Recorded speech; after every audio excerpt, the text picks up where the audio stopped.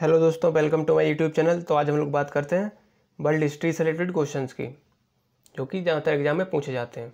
जिसमें पहला क्वेश्चन है, which of the following statement is true regarding treaty of Nanking. Treaty of Nanking के लिए कौन कौन से स्टेटमेंट इसमें ट्रू है। तो पहले तो पता होना चाहिए कि होता क्या है। जो ट्रीटी ऑफ नैनकिंग थी, ये पीस ट्रीटी थी, एक शांति की, जो कि अफीम युद्ध समाप्त होने के बाद हुई थी। मतलब फर्स्ट ओपीएम वार हुआ था, जो कि चाइना और यूके के बीच हुआ था, यूनाइटेड किंगडम जिसे कहते हैं, ब्रिटिशर्स के बीच में। उसके बाद ये समाप्त होने के बाद ट्रीटी हुई थी 29 अगस्त 1842 को। उसी को हम लोग ट्रीटी ऑफ नैनकिन कहते हैं। तो इसमें मतलब 6-7 थे जो कि साइन हुए थे पॉइंट। जिसमें पहला था, एक ये ऑप्शन दिया, Hong Kong were given to Britishers. ये भी सही है, हांगकांग दिया गया। तो इसी की ट्रीटी के तहत ये चाइना ने यूके को दे दिया था। और दूसरा है, it opened 5 port to British traders.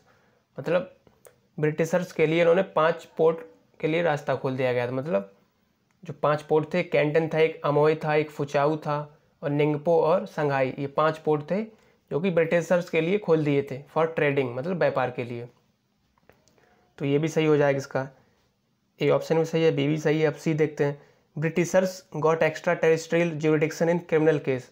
मतलब इसमें जो ब्रिटिशर्स थे, मतलब अंग्रेजों पर मुकदमे उन्हीं के कानून के अनुसार और उन्हीं की अदालत में चलेंगे। अब ये कर दिया गया था, चाइना ने मान लिया थी ये बात कि उन पर अगर कोई सा भी क्रिमिनल केस होगा तो वो ब्रिटिश में ही उसके लिए लड़ेंगे मुकदमा। तो ये था, सी भी इसका सही है। तो इसका राइट आंसर हो जाएगा D option, all of the above. सभी इसके ऑप्शन सही हैं।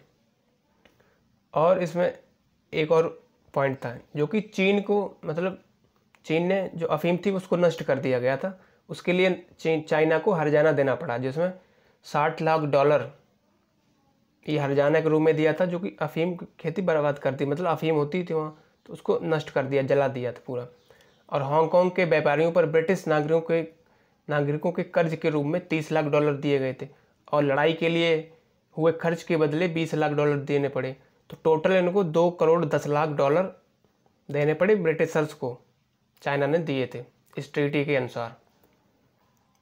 तो ये था ट्रीटी ऑफ नैनकिंग। तो इसका राइट आंसर हो जाएगा all of the above, D option.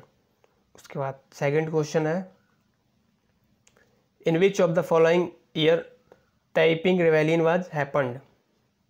मतलब जो ताइपिंग विद्रोह था वो कौन से साल से शुरू हुआ था। तो इसका राइट आंसर तो हो जाएगा 1850, 1850।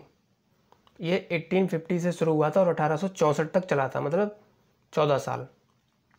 इसमें क्या था कि जो ताइपिंग विद्रोह था वो साउथ चाइना में हुआ था, मतलब दक्षिण चीन में चला। एक भयानक गृह युद्ध था, एक तरीके का बहुत ही भयानक हुआ था।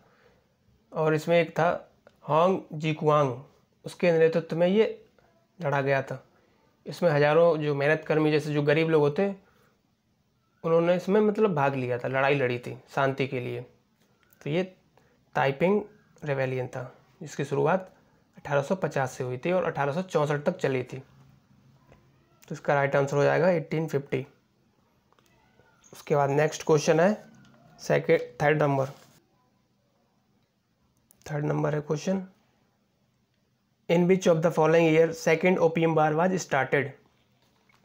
मतलब कौन से साल से जो द्वितीय अफीम युद्ध स्टार्ट हुआ था, कौन से वर्ष से। तो ये हुआ था 1857 से।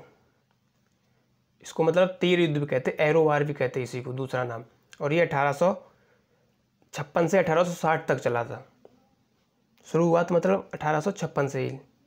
तो इसका राइट आंसर हो जाएगा 1857। और इसमें क्या हुआ था, इसमें ब्रिटिश एम्पायर और जो फ्रेंच एम्पायर था वो इकट्ठे होकर अगेंस्ट चाइना के लड़े थे, और इसमें फ्रेंच और ब्रिटिश की जीत हुई थी। ये हो जाएगा। उसके बाद फोर्थ क्वेश्चन है, फोर्थ नंबर है, which of the following treaty was signed after second opium वार।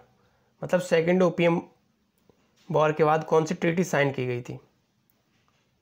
तो ये कही गई थी treaty of packing. Treaty of packing ये 1860 में हुई थी, 1860 में साइन हुई थी। और उसमें क्या हुआ था कि इसमें जो जीता था उसके बीच हुई थी ट्रीटी ऑफ पैकिंग, और इसका जो ओरिजिनल कॉपी है वो national palace of museum Taiwan के अंदर रखी हुई है। जो ट्रीटी ऑफ पैकिंग है उसी की ओरिजिनल कॉपी। तो ये हो जाएगा। उसके बाद नेक्स्ट क्वेश्चन है फिफ्थ नंबर है which of the following island Chinese had given to Japan in the first Sino Japan war. मतलब चाइनीज आइलैंड था जो कि जापान को दे दिया गया था फर्स्ट चाइनो जापान वार में। तो कौन सा था आइलैंड जो पहले चाइनीज था लेकिन उससे बाद में जो फर्स्ट साइनो जापान युद्ध होने के बाद जापान को दे दिया गया था, तो वो हो जाएगा फॉर्मोसा, जो कि अब ताइवान है। ताइवान आइलैंड है, ताइवान का एक आइलैंड था मतलब ये। और ये जो फर्स्ट साइनो जापान वार हुआ था ये 1894 से 95 तक चला था, मतलब 1894 से 95 तक। इसमें चीन और जापान के मध्य कोरिया पर प्रशासनिक तथा सैन्य नियंत्रण कंट्रोल करने के लिए, एडमिनिस्ट्रेटिव और मिलिट्री को कंट्रोल करने के लिए युद्ध हुआ था चीन और जापान के बीच में। और हुआ किसके लिए था? कोरिया पे शासन करने के लिए, प्रशासनिक और सैन्य दोनों के लिए ये लड़ा गया था युद्ध। और इसमें जापान की एक मेइजी सेना थी, मेइजी आर्मी, वो जीत जाती है। और उसी के बाद ट्रीटी होती है जिसमें कोरिया, मैंचूरिया और ताइवान ये तीनों जापान के हाथों में चले जाते हैं, जिसमें कि ताइवान का ये है फॉर्मोसा आइलैंड, जो कि ऑप्शन में। तो इसका राइट आंसर हो जाएगा सी। उसके बाद नेक्स्ट क्वेश्चन है सिक्स्थ नंबर क्वेश्चन है Chinese empress dowager was also known as. मतलब चाइनीज़ की एक शासिका थी डोवागेर, इसको दूसरे नाम से क्या जानते हैं? तो इसका दूसरा नाम ओल्ड बुद्धा के नाम से हम लोग जानते हैं। तो इसका राइट आंसर बी हो जाएगा। उसके बाद नेक्स्ट क्वेश्चन है seventh number which of the following policy was formulated bye Britain and USA for China. मतलब ब्रिटेन और यूएसए चाइना के लिए कौन सी पॉलिसी अपनाता है? तो ये अपनाता है open door policy. Open door policy ये 1978 से शुरू की गई थी। और उसमें क्या होता है कि ये एक तरीके की व्यापारिक व्यवस्था है जिसमें कि समान रूप से सभी देशों के लिए खोलने की अनुमति दी जाती है, मतलब सभी इक्वल सबके लिए ट्रेड की जाएगी। तो ये होती है जो कि ब्रिटेन और यूएसए चाइना के लिए स्पेशली ये अपनाते हैं ओपन डोर पॉलिसी। और ये शुरू हुई थी, लिख देते हैं इसमें 1978 से। उसके बाद नेक्स्ट क्वेश्चन है एट्थ नंबर क्वेश्चन है who of the following established China as a republic. मतलब चाइना को किसने मतलब इस्टेब्लिश किया था एज ए रिपब्लिक, गणतंत्र के रूप में? तो ये किया था, सी ऑप्शन हो जाएगा सन एट सेन। ये रिपब्लिक चाइना के प्रथम राष्ट्रपति भी थे और इनको जन्मदाता भी कहा जाता है। गणतंत्र चाइना का इनको जन्मदाता कहा जाता है, सून एट सेन। तो इसका राइट आंसर हो जाएगा सी ऑप्शन। उसके बाद नेक्स्ट क्वेश्चन है ninth number who of the following said Germany alone was competent to rule the whole world. मतलब इनमें से किसने ये कहा था कि Germany alone was competent to rule the whole world. मतलब जर्मनी अकेले ही पूरी दुनिया पे शासन कर सकती थी। तो ये कहा गया था कैसर विलियम सेकंड द्वारा। ये जर्मनी का अंतिम सम्राट था और ये हमेशा ऐसा सोचता था कि मतलब पूरी दुनिया पे शासन करना चाहता था, इसीलिए इसने ये बात बोली थी। और ये जर्मनी का अंतिम शासक था, मतलब सम्राट था। तो इसका राइट आंसर हो जाए Kaiser William second, B option. उसके बाद नेक्स्ट क्वेश्चन है 10th number under whose rule China was politically independent. मतलब कौन से रूल के हिसाब से चाइना को पॉलिटिकली इंडिपेंडेंट मिली थी, आज़ाद हुआ था मतलब? तो ये है मैंचू रूल। इसका राइट आंसर हो जाएगा सी ऑप्शन। उसके बाद 11th क्वेश्चन है in which of the following country the great economic depression began. मतलब सबसे पहले कौन सी कंट्री थी जिसमें ग्रेट इकोनॉमिक डिप्रेशन शुरू हुआ था? मतलब जो ग्रेट इकोनॉमिक डिप्रेशन था उसे हिंदी में कहते हैं महामंदी, एकदम विश्वव्यापी आर्थिक मंदी होती है एक तरीके की, इसे बस्ट इकोनॉमी कहते हैं। तो ये सबसे पहले शुरू हुई थी यूएसए के अंदर। इसका राइट आंसर हो जाएगा ए। उसके बाद नेक्स्ट क्वेश्चन है 12th नंबर। 12th है, who was the president of America in 1929, मतलब 1929 में अमेरिका का राष्ट्रपति कौन था? तो 1929 में अमेरिका का राष्ट्रपति था हर्बर्ट हूवर। डी ऑप्शन हो जाएगा इसका राइट आंसर, तो इसका हो जाएगा डी। उसके बाद नेक्स्ट क्वेश्चन है 13th नंबर। 30 नंबर है, which of the following statement is related to white man burden, मतलब वाइट मैन बर्डन से रिलेटेड कौन सा स्टेटमेंट सही है? तो ये है ए ऑप्शन इसका, feeling of Europeans to civilise the Asian and Africans, मतलब जो यूरोपियंस की फीलिंग्स थी वो सिविलाइज करने के लिए थी एशिया और अफ्रीका के लिए, इन दोनों के बीच। तो इसका राइट आंसर हो जाएगा ए ऑप्शन। उसके बाद नेक्स्ट क्वेश्चन है 14th number. Boxer Rebellion is related to, Boxer Rebellion किससे रिलेटेड है? मतलब ये एक मुक्केबाज विद्रोह था और ये 1898 से 1901 तक चला था, मतलब 3 साल तक चला था, 1898 से 1901 तक। और इसमें ये रिलेटेड था चाइना से, तो इसका राइट आंसर हो जाएगा ए। और इसमें क्या था कि यूरोपियन साम्राज्यवाद और ईसाई धर्म के फैलाव के विरुद्ध एक हिंसक आंदोलन था। ये बहुत ही मतलब हिंसा भरा आंदोलन था, इसमें बहुत मर्डर हुए थे, तो ये रिलेटेड हो जाएगा चाइना से। उसके बाद नेक्स्ट क्वेश्चन है 15th नंबर। 15 नंबर क्वेश्चन है, which of the following war came to an end after Paris peace conference, मतलब इनमें से कौन सा युद्ध शुरू हुआ था आफ्टर पेरिस पीस कॉन्फ्रेंस, मतलब पेरिस पीस कॉन्फ्रेंस होने के बाद?